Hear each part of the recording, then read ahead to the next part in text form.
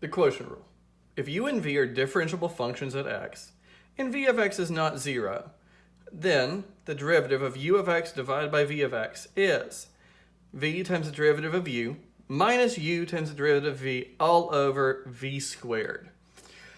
The way I usually like to say this is the bottom gets squared, and then it's the bottom times the derivative of the top minus the top times the derivative of the bottom. All right, so the quotient rule's got a few more moving parts than maybe our other rules, but if you practice it enough, it'll sink in. So in this video, like with the product rule video, I'd like to go through a couple examples where maybe I didn't need to use the quotient rule and then just use the quotient rule. So the function I want to start with is y equals 1 over x. Because I don't need the quotient rule for y equals 1 over x, even though it is the function u equals 1 over the function v equals x. Because I could just rewrite that as x to the minus first and then use the power rule. Minus 1 times x to the minus second, right? Multiply the exponent down, take 1 away from it, and that tells me that this derivative is minus 1 over x squared. So I don't think I'd ever use the quotient rule for 1 over x, but if I did, it would look something like this. Y prime is equal to, the bottom gets squared. And then it's the bottom times the derivative of the top. The derivative of 1 is 0, minus the top times the derivative of the bottom. The derivative of x is 1. Well, I get minus 1 over x squared, and the quotient rule seems to work for that simple example.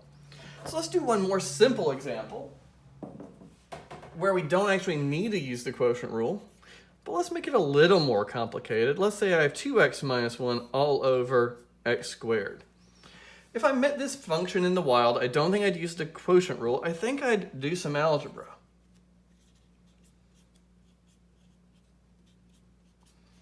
Okay, and so now I can cancel out an x here. I can rewrite these with negative exponents. Oop, that's a minus 1 there. This one's my minus second. And now I can just take the derivative using the power rule, the constant multiple rule, and the sum rule.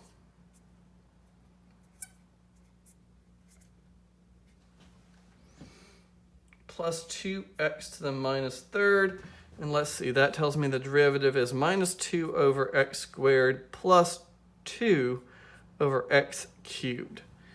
All right, so now let's see what happens when I go to use the quotient rule. The bottom gets squared. X squared squared is x to the fourth. The bottom times the derivative of the top minus the top times the derivative of the bottom. Well, I don't know about you, but I'm nervous right now because these don't look very much the same at all, but I'm just going to keep doing some arithmetic and hope for the best. All right, so I'll distribute this through and distribute that minus through. So let's see, it's going to be a minus 4x squared, a minus 2x times a 2x, and then a plus 2x.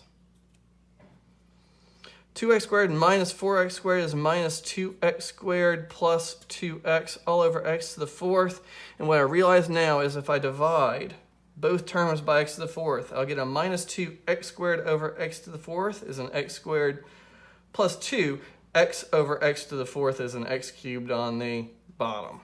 And even in that slightly more complicated example, I got the same answer using the two different methods. Okay, so now let's look at an example where I have to use the quotient rule.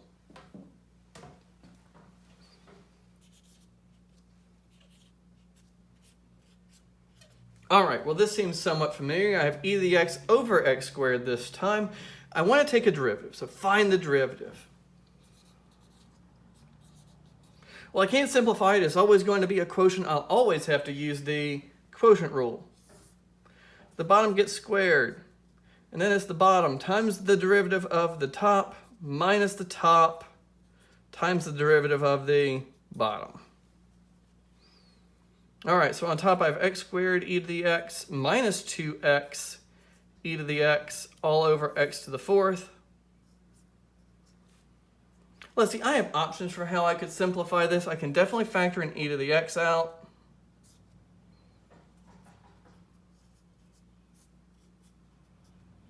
And I could imagine factoring an x out and canceling it with one of the x's on the bottom.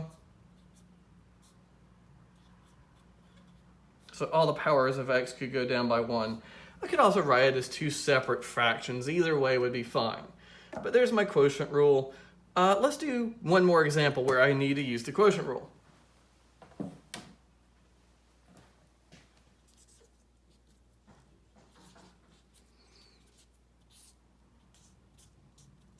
So in this example, I'll need to use the quotient rule.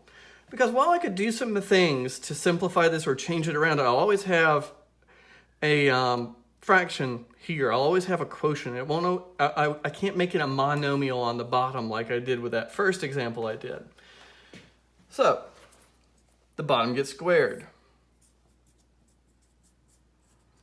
The bottom times the derivative of the top minus the top times the derivative of the bottom.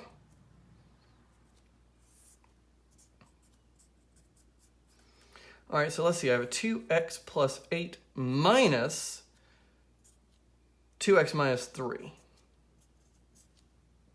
2x minus 2x will cancel. 8 plus 3 is 11. And there's my derivative. All right, that's the quotient rule.